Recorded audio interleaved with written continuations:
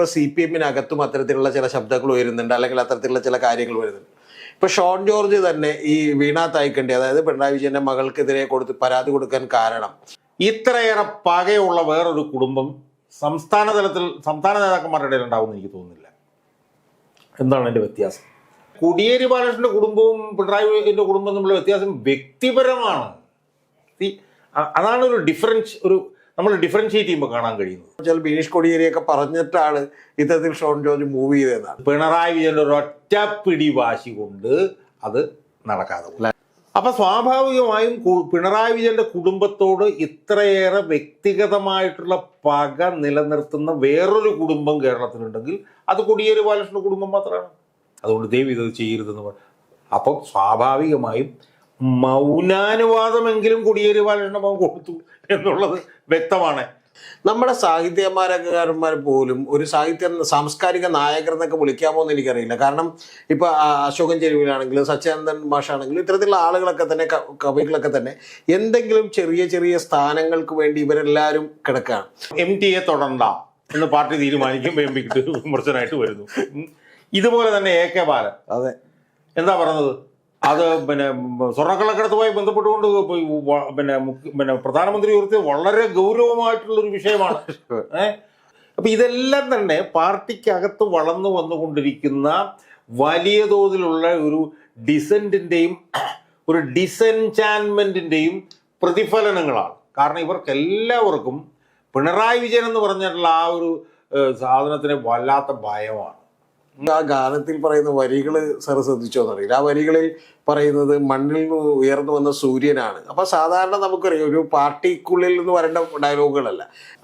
അപ്പൊ ഇതെല്ലാം കൂടെ നമ്മൾ ചേർത്ത് വായിക്കുമ്പോൾ അതൃപ്തി പുകയുകയാണ്. പക്ഷേ നമ്മൾ മോഡിയുടെ അവസ്ഥയിലാണ് പിണറായിയുടെ, മോഡിയുടെ കീഴിലുള്ള BJPയുടെ അവസ്ഥയിലാണ് പിണറായി വിജയന്റെ കീഴിലുള്ള CPM-കാർ ഉള്ളത്. സാധാരണഗതിയിൽ ഒരു 5 വർഷം 10 വർഷം മുമ്പൊക്കെ ഇതുപോലൊരു സാധനം വന്നാൽ അത് അപ്പം തന്നെ യൂട്യൂബിൽ നിന്നും പിൻവലിക്കും. അപ്പം തന്നെ വടിയെടുക്കും പാർട്ടി.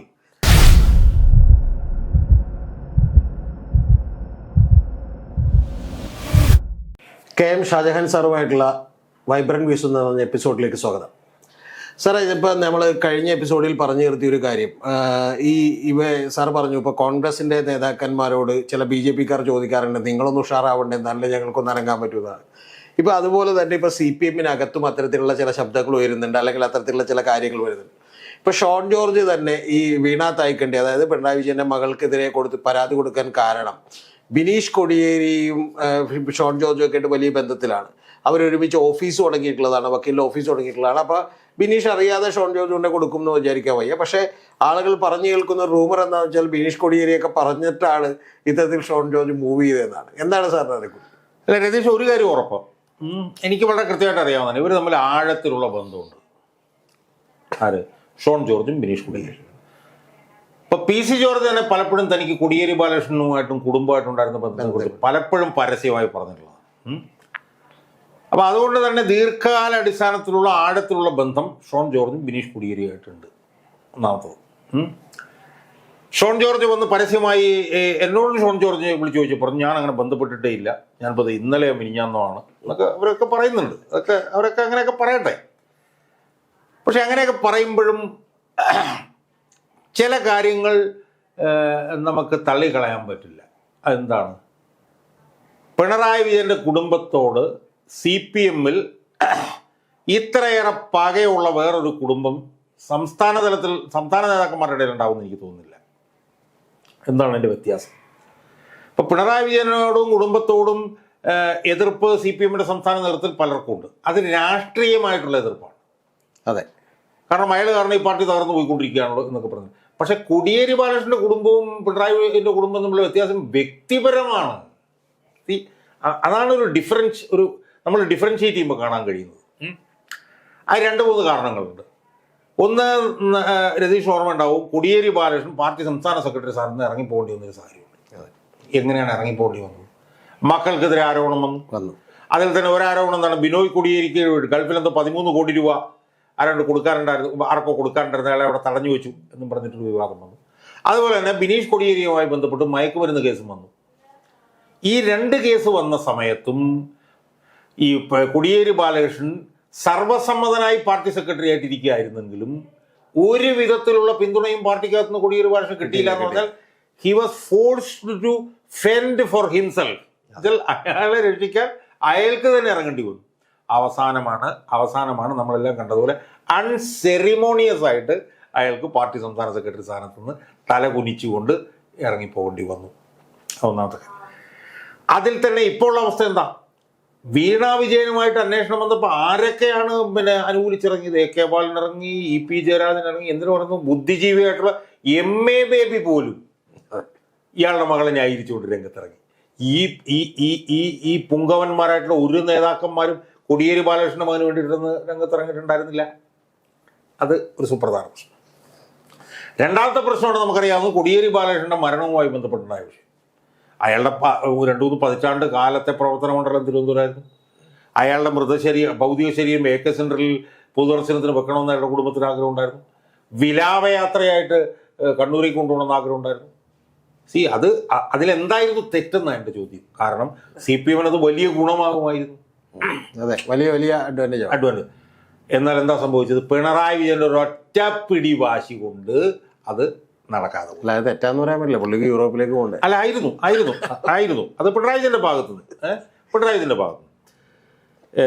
നമുക്ക് അതുപോലെ തന്നെ നമുക്കറിയാം ഇയാളെ കൊണ്ടുവന്ന് പയ്യാമ്പലത്ത് അടക്കി കഴിഞ്ഞിട്ട് ഫേസ്ബുക്കിലൊക്കെ തന്നെ ഫോട്ടോ വന്നതാണ്. അവിടെ ഈ കള്ളുകുപ്പിയും ബീഡിക്കുറ്റിയൊക്കെ കിടന്നു. ഇയാളുടെ അവസാനം ഞാനൊക്കെ വലിയ വിമർശനം അതിൻ്റെ പേരിൽ ഉയർത്തിയതും കൊണ്ട് കൂടിയാണെന്നാണ് എൻ്റെ വിശ്വാസം. പിന്നീട് വലിയൊരു സ്തൂപവും കാര്യങ്ങളൊക്കെ അവിടെ ഉണ്ടാക്കി. അതുമായി ബന്ധപ്പെട്ട് റിലേറ്റഡ് ആയിട്ട് വേറെ 1-2 കാര്യങ്ങൾ നടന്നു. എന്താണ്? കോടിയേരി ബാലകൃഷ്ണന്റെ ഭാര്യ മനോരമയുടെ ഒരു ചർച്ചയിൽ വെച്ച് തന്റെ അസംതൃപ്തി പഠിപ്പിച്ചതിന് പിറ്റേ എന്താ സംഭവിച്ചത്? അവിടെ അനിയനെ പൊക്കിയെടുത്ത് അകത്തിട്ട് അയാൾ എന്തോ ചീട്ട് കളിച്ച് അവിടെ അയാൾ സ്ഥിരമായിട്ട് അവിടെ ചീട്ട് കളിക്കുന്നത്. പിറ്റേ ദിവസം പിടിച്ച് അകത്താക്കി. സൂചന നൽകി. പിറ്റേ ദിവസം പിടിച്ച് അകത്താക്കി. അപ്പൊ സ്വാഭാവികമായും പിണറായി വിജയന്റെ കുടുംബത്തോട് ഇത്രയേറെ വ്യക്തിഗതമായിട്ടുള്ള പക നിലനിർത്തുന്ന വേറൊരു കുടുംബം കേരളത്തിലുണ്ടെങ്കിൽ അത് കോടിയേരി ബാലകൃഷ്ണന്റെ കുടുംബം മാത്രമാണ്. സ്വാഭാവികമായും കോടിയേരി ബാലകൃഷ്ണന്റെ മകനും PC ജോർജിന്റെ മകനും തമ്മിൽ ഇത്രയേറെ ആഴത്തിലുള്ള ബന്ധമുള്ളത് കൊണ്ട് പരോക്ഷ സഹായമെങ്കിലും ഷോൺ ജോർജിന് കോടിയേരി ബാലകൃഷ്ണന്റെ മകനുണ്ട്. ഇപ്പൊ ഞാൻ മറിച്ച് വേറൊരു ചോദ്യം ചോദിക്കട്ടെ. ഇവർ രണ്ടും ഒരുമിച്ച് ഒരു വക്കീൽ ഓഫീസിലാണല്ലോ ജോലി ചെയ്യുന്നത്. സ്വാഭാവികമായും ഇങ്ങനൊരു കേസ് ഷോൺ ജോർജ് കൊടുക്കുമ്പോഴത്തേക്കും കോടിയേരി ബാലകൃഷ്ണൻ മുഹമ്മദ് ഷോൺ ജോർജ് നിങ്ങൾ അങ്ങനെ ഒരു കേസ് കൊടുക്കരുത്, അതെനിക്ക് ക്ഷീണമാണ്, കാരണം നമ്മൾ ഒരുമിച്ചൊരു വക്കീൽ ഓഫീസിൽ വർക്ക് ചെയ്യുക എന്നെങ്കിലും പറയണ്ടേ. അത് പറഞ്ഞതായിട്ട് ഷോൺ ജോർജ് പറയുന്നില്ല. ഷോൺ ജോർജ് എന്താ പറയുന്നത്? ഞാൻ കഴിഞ്ഞ ദിവസമാണ് ഇയാളെ ഫോൺ ചെയ്ത് വിളിച്ചെന്നാ പറയുന്നത്. ശരിക്കും ഷോൺ ജോർജ് എന്താ പറയേണ്ടിയിരുന്നത്? എന്നോട് ബിനീഷ് വന്നിട്ട് അത് ചെയ്തു കഴിഞ്ഞാൽ ഞാൻ അതിൻ്റെ പുറകിലുണ്ടെന്നുള്ള ആരോപണം വരും, ഇപ്പോൾ വന്നിരിക്കുന്നത് പോലെ. അതുകൊണ്ട് ദയവ് ഇത് ചെയ്യരുതെന്ന് പറയും. അപ്പം സ്വാഭാവികമായും മൗനാനുവാദമെങ്കിലും കോടിയേരി ബാലകൃഷ്ണൻ കൊടുത്തു എന്നുള്ളത് വ്യക്തമാണ്. പക്ഷേ പ്രശ്നം എന്താണ്? പുറത്തിറങ്ങി പരസ്യമായി പിന്തുണയ്ക്കാൻ പറ്റില്ല. കാരണം ഇവനും ഈ പിണറായിയുടെ മകൾ ചെയ്യുന്നുള്ള ഒടുക്കത്തെ അഴിമതി ചെയ്യുന്നവനാണ് ഈ ബിനീഷ് കോടിയേരി. അവൻ്റെ തിരുവനന്തപുരത്ത് സ്വത്തിൻ്റെ കാര്യമൊക്കെ അറിയാമല്ലോ. കേശവതീരത്തോട് പോകുമ്പോഴത്തേക്കും ഇടത് സൈഡിലുള്ള വലിയ സ്വത്ത്, പിന്നെ അങ്ങോട്ട് ഇറങ്ങുമ്പോഴുള്ള മറ്റവൻ്റെ ഹോട്ടൽ, അങ്ങോട്ട് പാരഗൺ എന്ന് പറഞ്ഞ ഹോട്ടൽ, ഇതുപോലെയൊക്കെ ഒരുപാട് ബിനാമി സ്വത്തുകൾ അവനും ഉള്ളതുകൊണ്ട് അവന് പുറത്തേക്ക് ഇറങ്ങാൻ പറ്റില്ല. എന്നാലും അവൻ്റെ മൗനാനുവാദം ഇതിനകത്ത് ഉണ്ടായിരുന്നു എന്നുള്ളത് ഒരു സംശയവും ഇല്ലാത്ത കാര്യമാണ് എന്നെ സംബന്ധിച്ചിടത്തോളം. ഇപ്പം ഇത് പറഞ്ഞപ്പോഴാണ് എനിക്ക് നമ്മുടെ MTയുടെ ഇത് 2 തരത്തിൽ പാർട്ടി വരികയാണ്. അതായത് പാർട്ടിക്കുള്ളിൽ തന്നെ അമർഷം പുകയുന്നുണ്ട്. ഇപ്പോൾ MTയുടെ ഒരു വിമർശനം സാറ് കൃത്യമായിട്ട് കേട്ടോ, വിൽഹം റീഹിനെ കുറിച്ച് അതിനെപ്പറ്റി നിരവധി ആളുകൾ സംസാരിച്ചു കഴിഞ്ഞു. ഇപ്പോൾ M മുകുന്ദൻ അതിന് ശേഷം വിമർശിച്ചു. അപ്പം അത്തരത്തിലുള്ള നിരവധി വിമർശനങ്ങൾ സാഹിത്യകാരന്മാരുടെ അടുത്ത് വന്നു. നമ്മുടെ സാഹിത്യകാരന്മാർ പോലും ഒരു സാംസ്കാരിക നായകർ എന്നൊക്കെ വിളിക്കാമോ എന്ന് എനിക്കറിയില്ല. കാരണം ഇപ്പോൾ അശോകൻ ചെരുവിലാണെങ്കിലും സച്ചിദാനന്ദൻ മാഷാണെങ്കിലും ഇത്തരത്തിലുള്ള ആളുകളൊക്കെ തന്നെ, കവികളൊക്കെ തന്നെ എന്തെങ്കിലും ചെറിയ സ്ഥാനങ്ങൾക്ക് വേണ്ടി ഇവരെല്ലാവരും കിടക്കുകയാണ്. അപ്പോൾ ഈ ഘട്ടത്തിലാണ് ശരിക്കും പറഞ്ഞിട്ടുണ്ടെങ്കിൽ ഇപ്പോൾ MTയുടെ ഒരു ഇത് ആളിക്കത്തിക്കാനാണെന്ന് പറയുന്നത്. ഇപ്പോൾ G സുധാകരൻ ഇന്ന് പ്രതികരിച്ചിട്ടുണ്ട്. സാർ കണ്ടിട്ടുണ്ടാവും. G സുധാകരൻ പറഞ്ഞേക്കുന്നത് MT അങ്ങനെ പഠിപ്പിക്കാൻ വരേണ്ടതാണ്. അതാ പാർട്ടി തത്വത്തിൽ തീരുമാനിച്ചത് MTക്കെതിരെ ഒരു കാര്യത്തിലേക്ക് പോകണ്ട എന്ന് തീരുമാനിക്കുന്ന ഘട്ടത്തിലാണ് കൃത്യമായിട്ട് എന്ത് ചെയ്തത് G സുധാകരൻ എന്ന് പറയുന്നത്. പലപ്പോഴും എനിക്ക് തോന്നിയിട്ടുള്ളത് ഇതേപോലെ തന്നെയാണ് ബാലൻ വന്ന് ന്യായീകരിക്കുന്നതാണ്. അല്ല, ഞാൻ 2-3 ഉദാഹരണം ഞാൻ പറയാം. ഇപ്പോൾ സുധാകരനെ കുറിച്ച് രതീഷ് പറഞ്ഞ വളരെ പ്രസക്തമാണ്. കാരണം MTയെ തൊടണ്ട എന്ന് പാർട്ടി തീരുമാനിക്കും, എം പിക്ക് വിമർശനമായിട്ട് വരുന്നു. ഇതുപോലെ തന്നെ AK ബാലൻ അതെ എന്താ പറഞ്ഞത്, അത് സ്വർണ്ണക്കള്ളക്കടത്തുമായി ബന്ധപ്പെട്ടുകൊണ്ട് പ്രധാനമന്ത്രി ഉയർത്തിയത് വളരെ ഗൗരവമായിട്ടുള്ളൊരു വിഷയമാണ്. അങ്ങനെയാണെങ്കിൽ എന്തുകൊണ്ട് അത് അന്വേഷിച്ച് കണ്ടുപിടിക്കുന്നില്ല അത് ചോദിക്കുകയാണ്. ഇതുപോലെ തന്നെയാണ് നമ്മൾ EP ജയരാജൻ്റെതും കാണേണ്ടത്. EP ജയരാജനും ഇപ്പം പിണറായിയെ സ്തുതിച്ചുകൊണ്ട് വന്നിരിക്കുകയാണ്. MT കാര്യത്തിൽ വ്യത്യസ്തമായ അഭിപ്രായം പറഞ്ഞ ആളാണ്. ഇത് മോഡിയെക്കുറിച്ചാണ്, പിണറായിയെക്കുറിച്ചാണെന്ന് എനിക്ക് തോന്നുന്നത്. അതുപോലെ തന്നെ പിണറായി വിജയനെ സ്തുതിച്ചുകൊണ്ടൊരു യൂട്യൂബിലൊരു ഗാനം വന്നപ്പം എനിക്കും വീരാരാധനയാണ്. അതെ അതെ. അപ്പൊ ഇതെല്ലാം ഉണ്ടല്ലോ യഥാർത്ഥത്തിൽ നിന്നാസ്തുതികളാണ്. അതായത് പിണറായിക്കെതിരായിട്ടുള്ള എതിർപ്പ് ഇത്തിരി ശക്തിപ്പെട്ടോട്ടെ എന്ന് EP ജയരാജൻ കരുതുന്നു. പിണറായിക്കെതിരായിട്ട് എതിർപ്പ് ശക്തിപ്പെട്ടോട്ടെ എന്ന് AK ബാലൻ കാണുന്നു. പിണറായിക്കെതിരായിട്ടുള്ള എതിർപ്പ് ശക്തിപ്പെട്ടോട്ടെ എന്ന് G സുധാകരൻ കാണുന്നു. അപ്പൊ ഇതെല്ലാം തന്നെ പാർട്ടിക്കകത്ത് വളർന്നു വന്നുകൊണ്ടിരിക്കുന്ന വലിയ തോതിലുള്ള ഒരു ഡിസെന്റിന്റെയും ഒരു ഡിസെൻചാൻമെന്റിന്റെയും പ്രതിഫലനങ്ങളാണ്. കാരണം ഇവർക്കെല്ലാവർക്കും പിണറായി വിജയൻ എന്ന് പറഞ്ഞിട്ടുള്ള ആ ഒരു സാധനത്തിന് വല്ലാത്ത ഭയമാണ്. അപ്പോൾ പക്ഷേ അതേസമയം ഇവർക്ക് എതിർപ്പ് പ്രകടിപ്പിക്കാതിരിക്കാനും പറ്റുന്നില്ല. അപ്പോൾ ആ നിലയിലൊക്കെ കൂടിയുള്ള അപ്പം അടിസ്ഥാനപരമായി നമ്മൾ കാണേണ്ട വിഷയം എന്ന് പറഞ്ഞു കഴിഞ്ഞാൽ ഇയാൾക്കെതിരായിട്ടുള്ള എതിർപ്പ് വലിയ തോതിൽ വളർന്നു വന്നുകൊണ്ടിരിക്കുകയാണ് എന്നുള്ളതാണ്. പിന്നെ വേറൊരു വശത്തുള്ള ഒരു എതിർപ്പ് നമ്മളിപ്പോൾ ചർച്ച ചെയ്തെന്ന് എനിക്കറിയില്ല.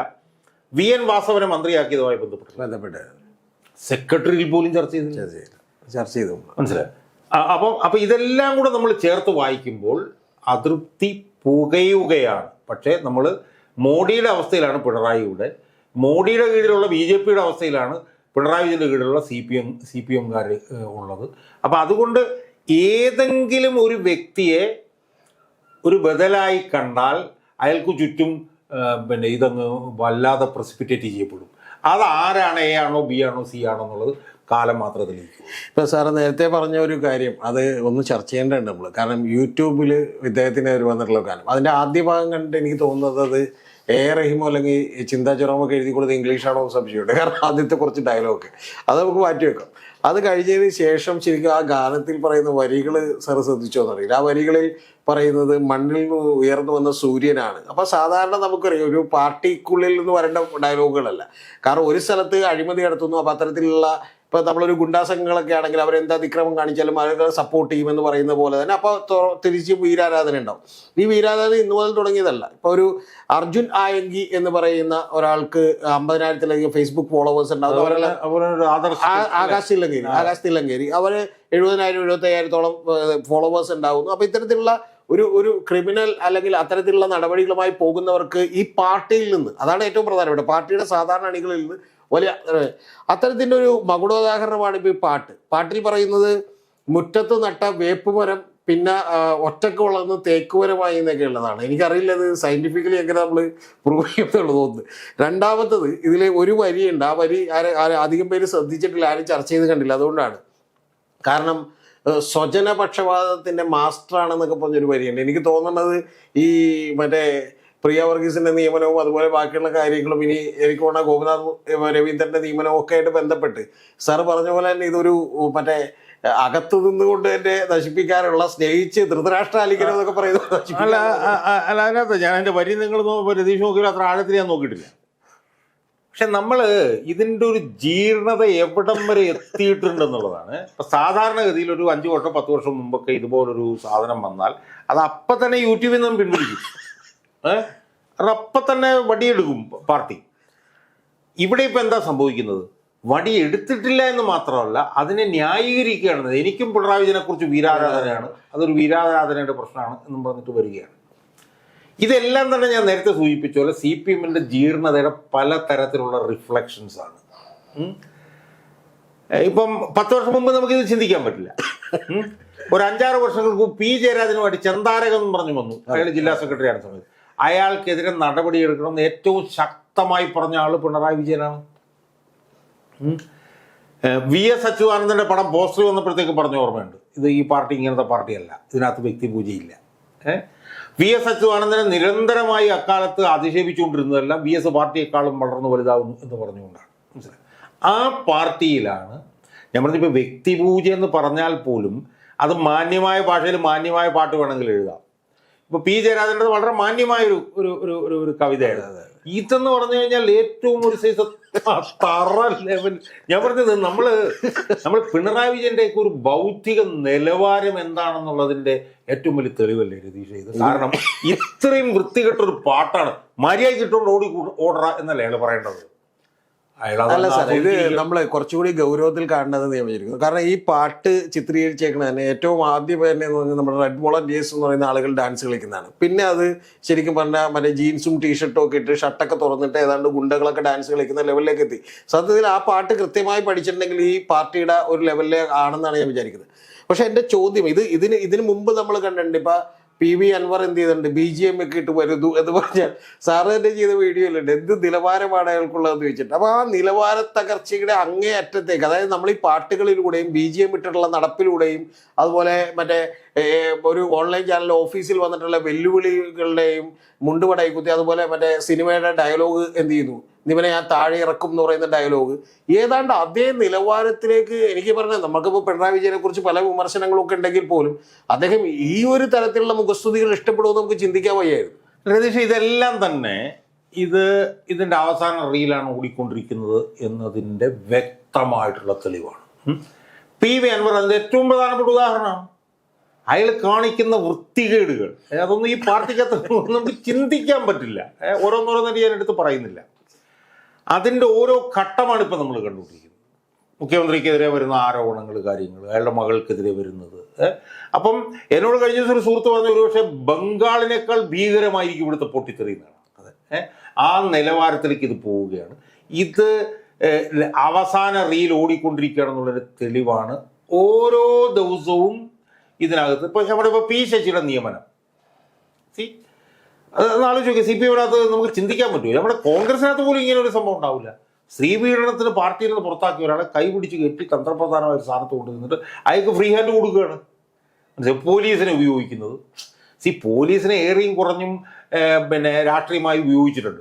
പക്ഷെ ഇതുപോലെ ഈ പറഞ്ഞ പോലെ ബ്ലേറ്റൻ്റ് ആയിട്ട് ഒരു പാർട്ടിയുടെ ഒരു മർദ്ദനോപകരണമായിട്ട് പോലീസിന് ഉപയോഗിക്കുന്നത്. അപ്പോൾ ഇതെല്ലാം കാണിക്കുന്നത് ഞാൻ നേരത്തെ സൂചിപ്പിച്ചതുപോലെ ഇതിൻ്റെ അവസാനത്തിലേക്ക് പോകുന്നതിനുള്ള പ്രസിപ്പിറ്റേഷനാണ് ഇത് നടന്നുകൊണ്ടിരിക്കുന്നത്. ഇത് ഈ പറഞ്ഞ പോലെ റിഫ്ലക്റ്റ് ചെയ്യാൻ പറ്റുന്ന ഒരു അവസരം വരുന്നില്ല എന്നുള്ളത് കൊണ്ട് ആവാം.